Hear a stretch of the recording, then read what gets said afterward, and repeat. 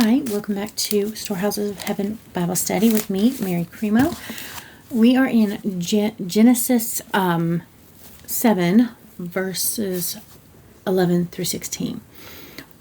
We are talking about Noah going on the ark.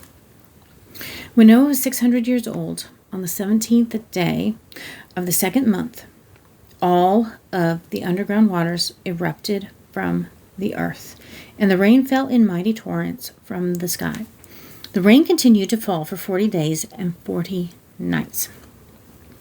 That very day, Noah had gone into the boat with his wife and his sons, Shem, Ham, and Japheth, and their wives. With them in the boat were pairs of every kind of animal, domestic and wild, large and small, along with birds of every kind. 2 by 2 they came into the boat, representing every living thing that breathes.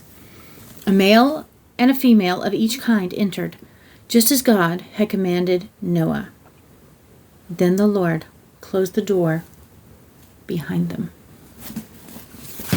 Okay, so this tells how old Noah was. And it also gives the 17th day of the second month. So this would be in the Hebrew calendar. And I'm not sure what that particular calendar is. I probably should have looked. But basically, if you're going with our current calendar for most of the world, it would be, for example, February. 17th day of February. And so after Noah was 600 years old. So he wasn't 601, he was 600. So he was probably born in the first month of the year. That is what it sounds like to me. Either that, or it could be he turned 600, and then 2 months after and 17 days after that is when the flood came. However, God didn't clarify that.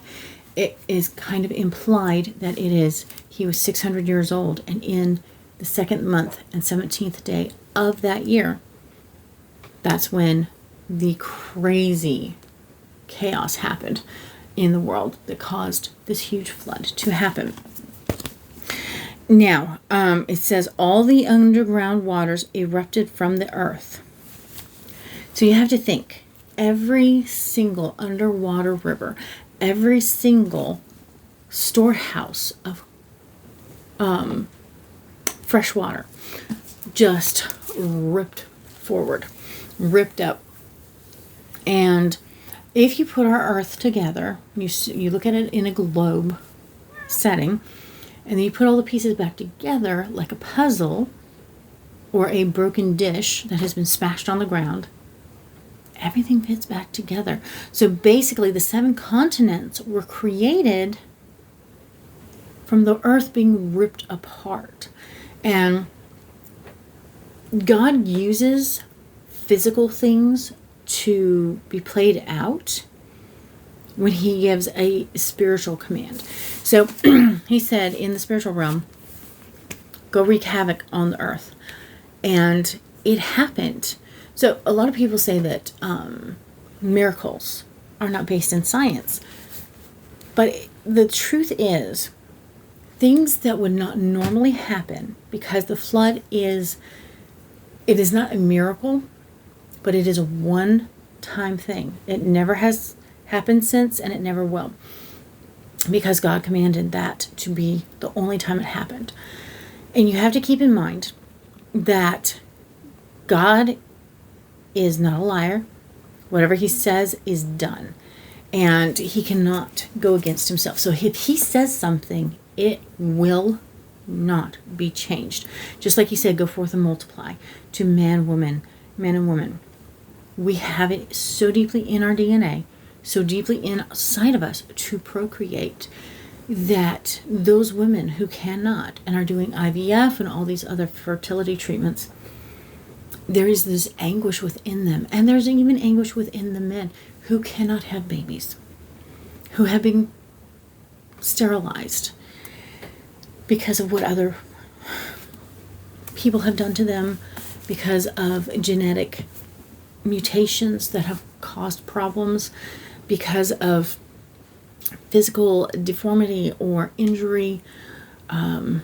When somebody's castrated chemically, such as they do with the trans kids, it is very, very sad what they do. And they mask it in this whole, this is for the best. No.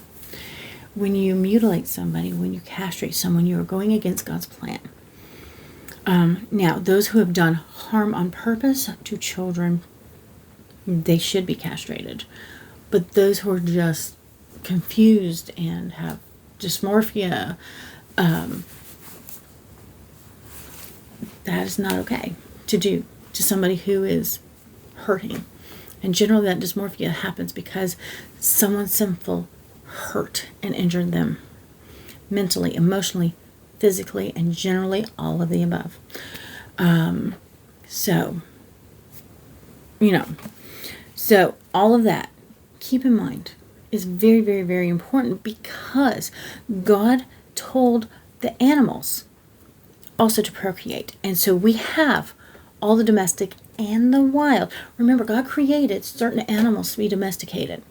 We call them domesticated, but they were not domesticated. They were created already domestic. So we had chickens created to be domestic. We had horses and cows created to be domestic. The cats, that's one where I'm a little fuzzy on, because you have the lions and the tigers, and then you have the house cat, the common house cat. The common house cat is a domestic animal, and very clearly was created to be domestic. So I'm not sure if the Lord had the big wild animals, but I suspect the big wild animals, the tigers, to be, and the lions to be the wild ones, and then he created domestic cats. So I'm thinking that he had them in these categories, and so he had them separated. That is my thinking. I could be wrong. God did not clarify, but that is where it does seem to be. And so Noah brought them in, but it also says that God brought them in. So God brought the animals to Noah and his family, and Noah and his family put them in the ark, closed them into their, I don't know if cages is the proper term or if stalls is the proper term. It's probably a combination of those things. But can you imagine having a lion walk up to you and just being like, hey, bro, and you being like, all right, come with me. How would you do that? It's supernatural.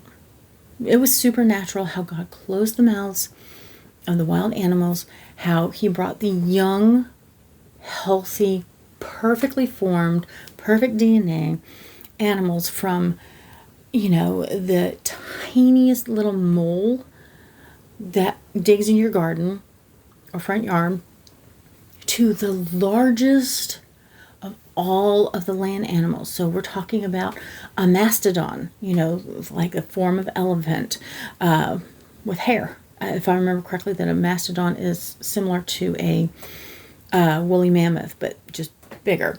You have them, but as babies, as young ones. You have the great behemoth, which would also be a sauropod, if I remember correctly.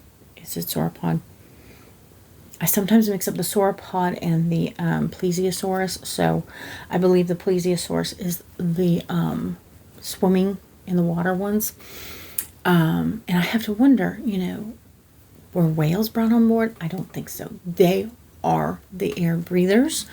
And the water, like turtles, they were on the ark. But, were orcas on the ark? It is unlikely, because orcas are air breathers.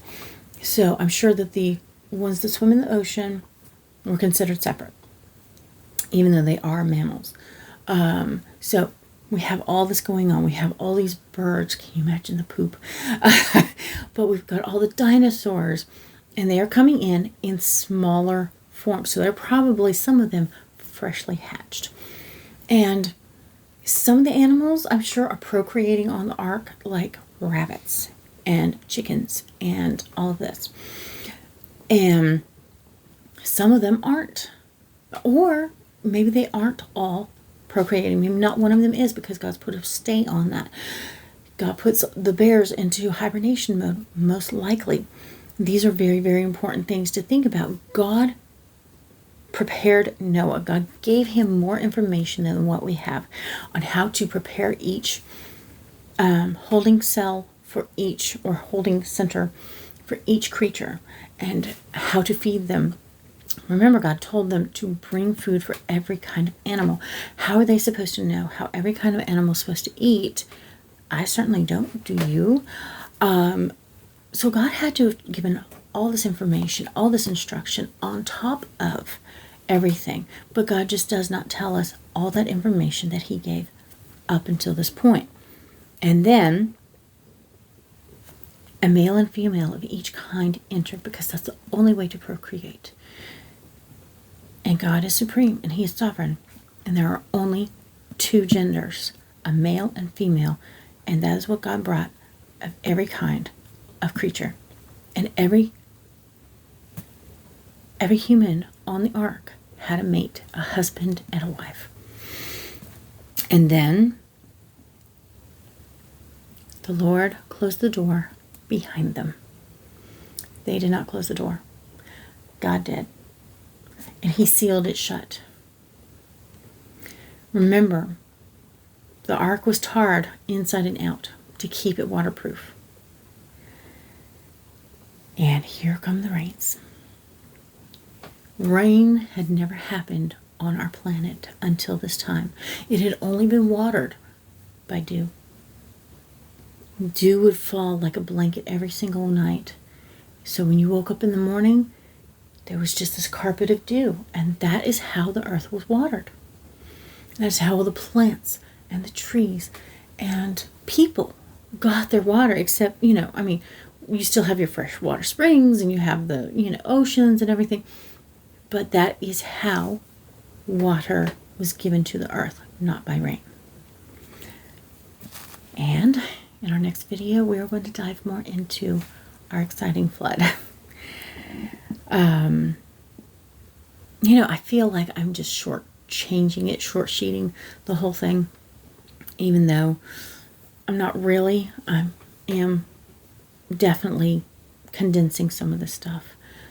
But it is fun to think about the massiveness of what God did. And in this flood, he saved the world from its incredible sin. He started over because there was no redemption except for Noah's family. And Christ, he was our ark. He's our door. He's our salvation. And I pray that you know him and that you seek him and you serve him all the days of your life, because that is the only way to true peace and the only way to eternal life.